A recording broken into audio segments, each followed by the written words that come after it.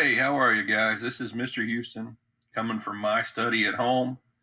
This is different. We're definitely not in the computer lab. We're definitely not in a classroom, but we're going to do the best we can with this. We are on lesson 2 for digital citizenship that we started before we got sent home for school. So I hope everybody's doing well. We'll get started and try to go through this as quickly as we can. And then don't forget, we've got the game at the end that we'll talk about. Okay. So let's go ahead and get started, and then we'll be finished before you know it. All right. Here we go. Before we start with the presentation, let's look at some of the terms, some of the vocab you're going to see in this one, right? There's a lot of them, probably more than we need to talk about, but let's look at them. So the first one is a bot, right? Also called a chat bot, a virtual assistant. This is a piece of software that operates online or on a network to automatically answer questions. It can follow simple commands or do simple tasks, right?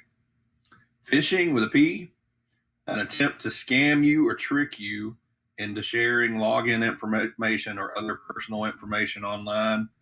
Phishing is usually done through email, ads, or sites that look similar to the ones you're used to.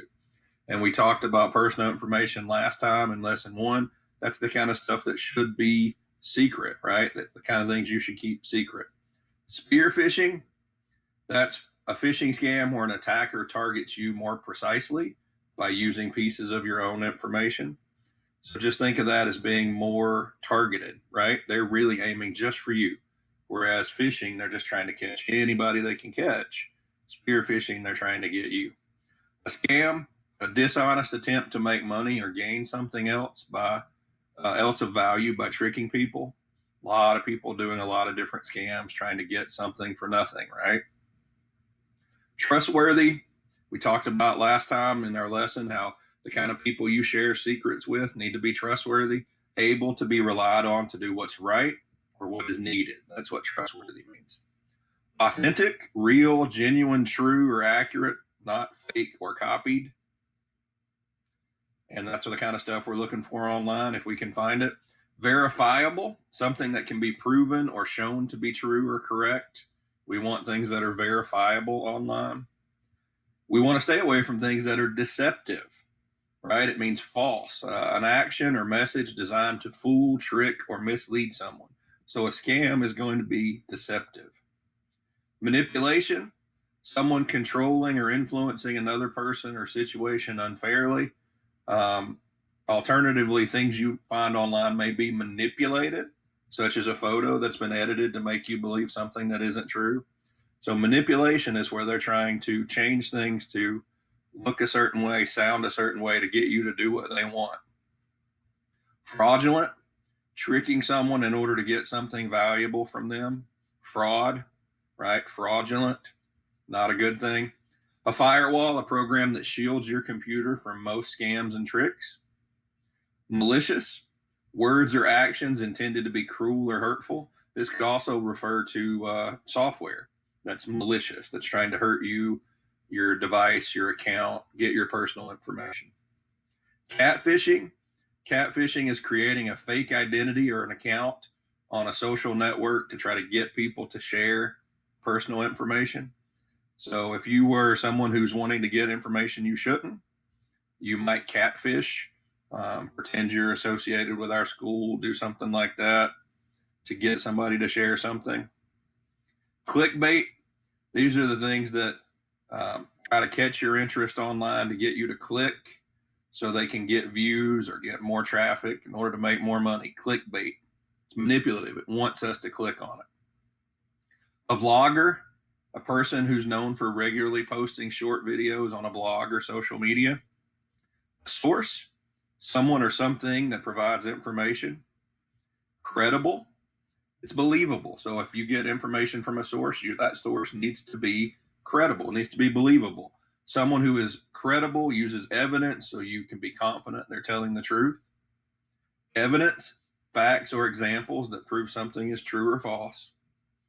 Expertise, I know there's a ton of these guys.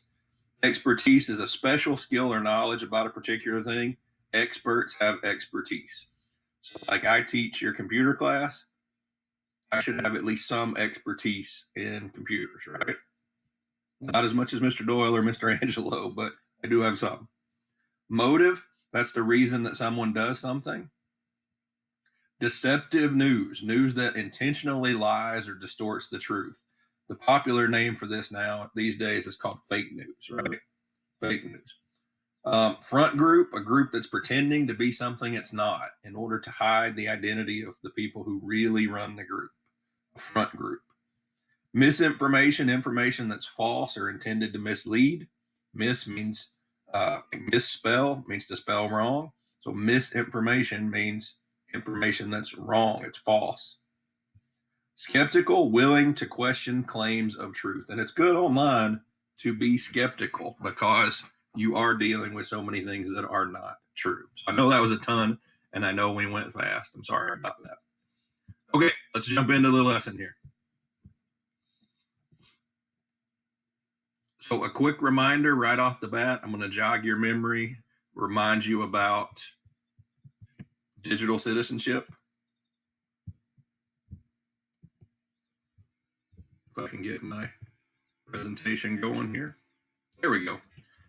Remember, digital citizenship refers to the responsible use of technology by anyone who uses computers, the internet, and digital devices. So that is all of us, and we're definitely doing that over these next few weeks, doing our learning from home. So this is a great time for us to refer back to and learn what it means to be a good digital citizen, because you're going to be engaging with your class, with your teachers, with your students, your fellow students, all on devices during this digital learning time. We did share with care for our first lesson. Today is don't fall for fake.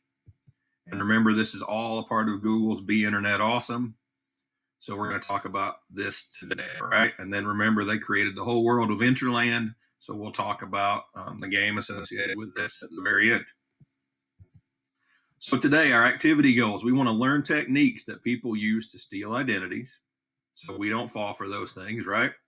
We want to review ways to prevent identity theft. We don't want anyone else taking your identity or pretending to be you.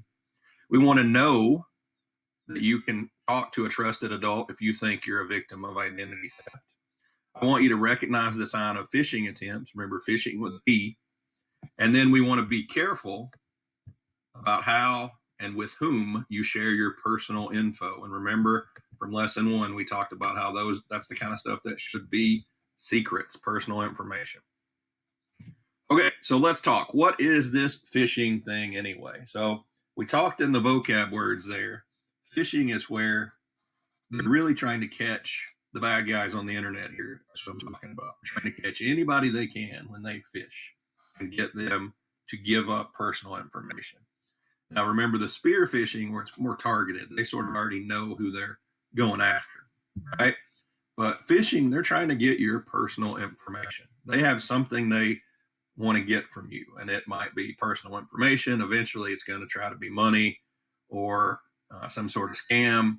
But phishing is where they're throwing out like a big net and trying to get as many people as they can and get personal information about them.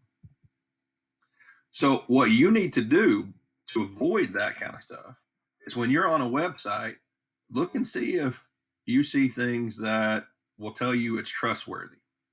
Okay, look at these kind of badges.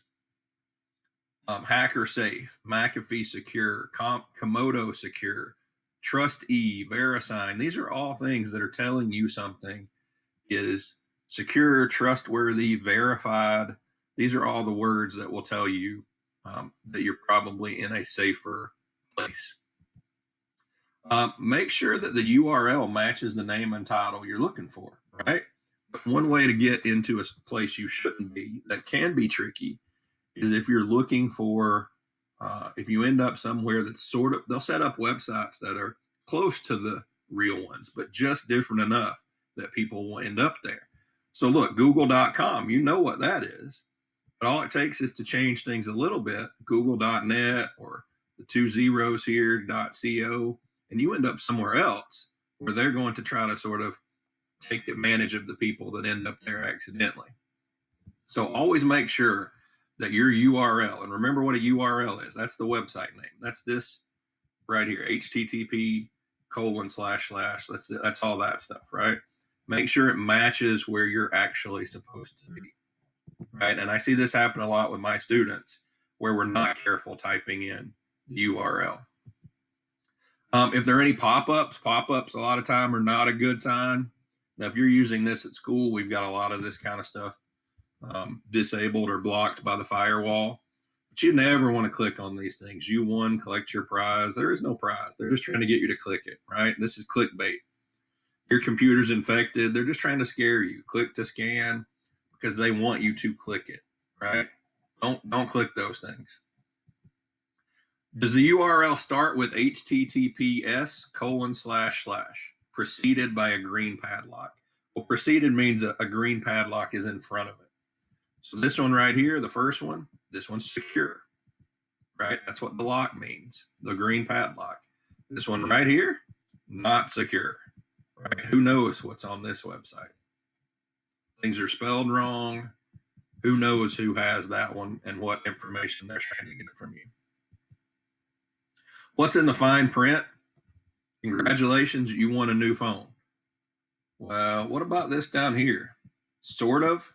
It's still going to cost you $50 a month to service. You have to be 18 and a resident of Saskatchewan to win. Also, you have to pick it up from the warehouse in China. Also, it doesn't come with a case, a screen protector, a charger, a hard drive, a battery, or a screen. It's a box. You want a box. Careful what's in the fine print. So this is something that you have to start to learn, guys. The fine print's what matters, right? These big, bold words up here, congratulations, you won a new phone. See that little asterisk? That means there's fine print down here. And you really didn't win anything. They are going to win from you a lot of information that they shouldn't have, right?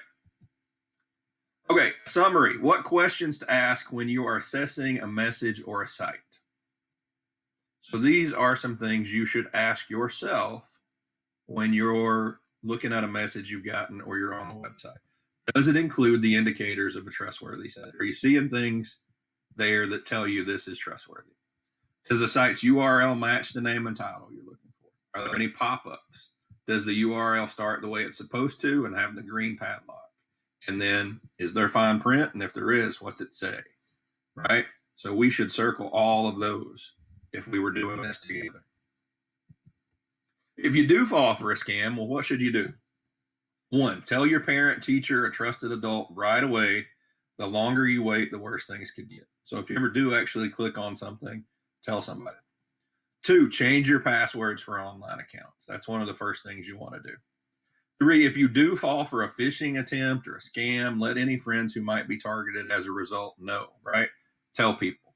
I know on my Facebook account, I will occasionally see people say, oh, if you get a friend request, it's not for me. I didn't do that. Someone hacked my account.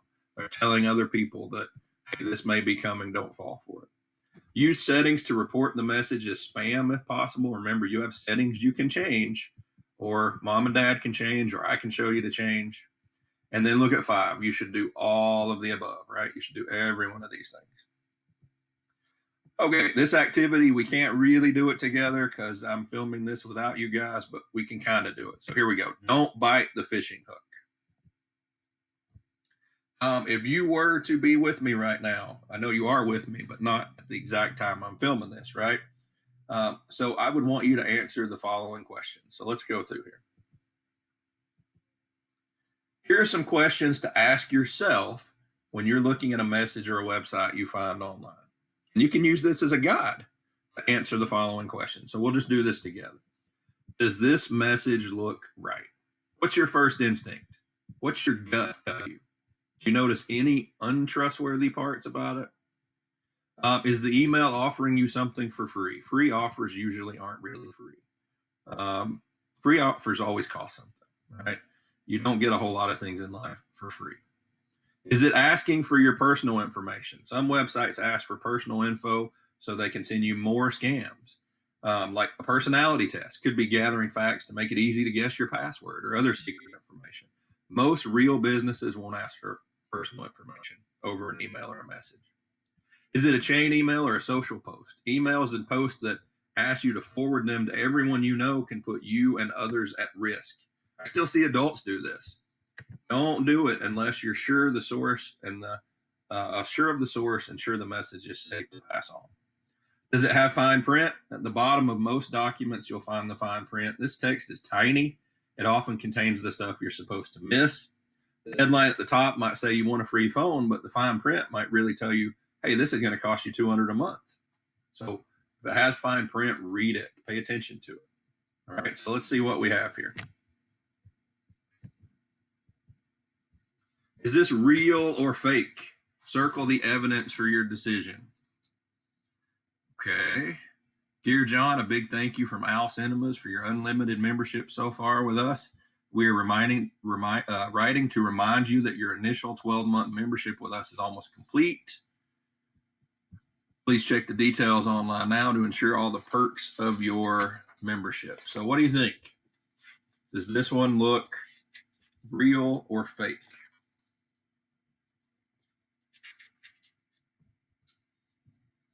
Well, it does have the lock up here, right? See that? And the HTTPS. One thing that can tell you is if you already had a membership, then you would probably know this was not fake.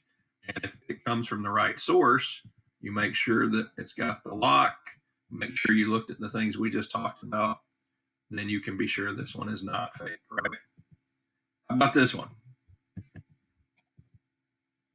Real or fake? Well, if you look right here where the URL is, there's no lock. Looks like a little exclamation point warning you. You got weird spellings. Probably wouldn't trust this one, right? This is a fake. Real or fake? It's got the lock, HTTPS. Looks like a regular website. Looks like a real business, not a fake business, not a phishing attempt, not a scam, right? That one's real. Circle the evidence. It's got a lock. Let's see. But if you read this one, this is definitely fake, right? Someone's trying to get you to give bank details, and you would never send in an email something like that. So even if this one has some things that look real, but if you go through and read it, you would never be asked those things, and you should never share those things. How about this one? Internaut accounts. Looks like you're signing in from a new location. Choose verification number. Usually if they're, and this one, look up here though. Doesn't look like there's a lock there. This one would make me nervous. I would probably be a little concerned about that one. So you would have discussed this. I know more than likely some of us would have fell for some of those because that's just what happens, right? We got to be really careful and we got to think. Remember, I talked to you last week or last time in lesson 1 about being intentional. You've got to really stop and think about what's in front of you and what you should or shouldn't do. Okay, some takeaways. What is the most important thing you've learned today? I want you to think about that. I know you can't write it on here, but think about what's the most important thing you've learned today. And don't fall for fake, right? We talked about don't fall for fake. We talked about phishing. We talked about the things that show something is trustworthy. And one of, if not the most important thing today, I'm going to go back to it. Some things you can ask yourself when evaluating a message, an email, a website. This is probably the most important takeaway here, right? Okay, these questions you can ask yourself. And then the other really important thing, right? Does it include trusty indicators?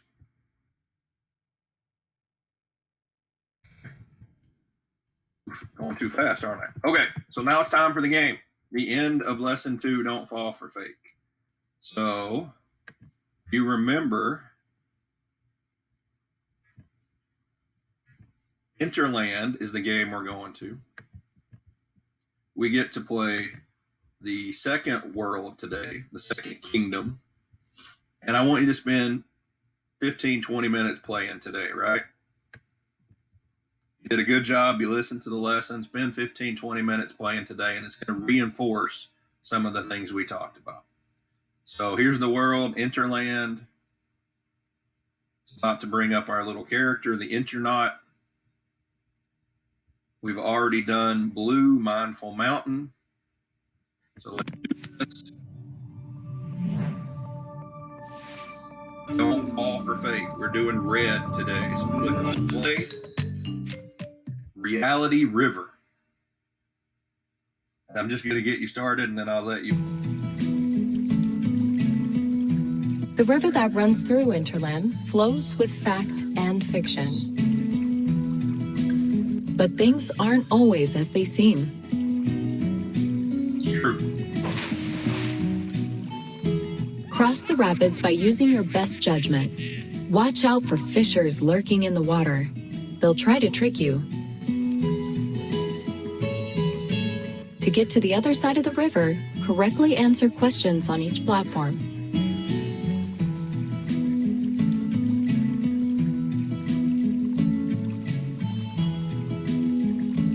All right, here we go. So I'm just going to show you how to do it. You get an email with a hilarious subject line that is obviously a scam. Okay? So what do we do? Let's look. LOL, forward it to your friends for a laugh, but tell them not to click anything.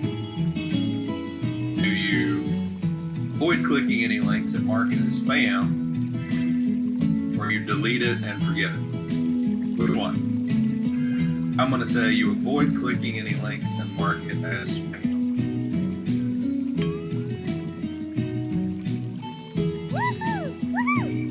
Alright? So I got that achievement. Okay? So this next one is going to have to be faster. Someone online asks you personal questions that make you feel uncomfortable. Right? So then your answer choices come up. Click on them to see what you click, which one you would answer, and then you're pressing your space bar. All right? You guys can handle this. Play for about 10, 15, 20 minutes. This will help reinforce what we just talked about, keep you guys safe online, okay? So you don't fall for fake. So I look forward to seeing you next time when we get together, all right, guys? See you soon.